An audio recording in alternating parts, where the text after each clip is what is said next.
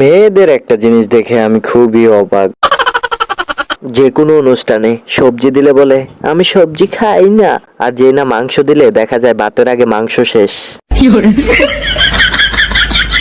তখন তো পরে লজ্জায় আর মাংস চাইতে পারে না। পরে পাশে আম্মু বসে আবার আঙ্গুল দিয়ে গুতা দেয়, কয় আম্মু আর একটু দিতে বলো না।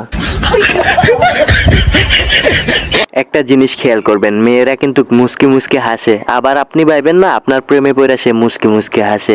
সত্যি বলতে সে তখন পাদ মারে, পাদের গন্ধ আর গুস্তুর ঝোলের গন্ধ এক তো, তাই মুস্কি মুস্কি হাসে।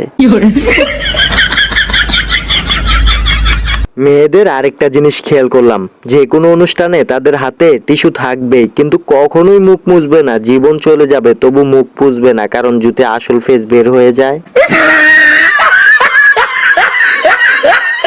আর যে কোনো অনুষ্ঠানের মেয়ে দেখে প্রেমে পড়বেন না, কারণ ওরা ফজরের সময় উঠা নামাজ না পড়া মেকআপ করা শুরু করে।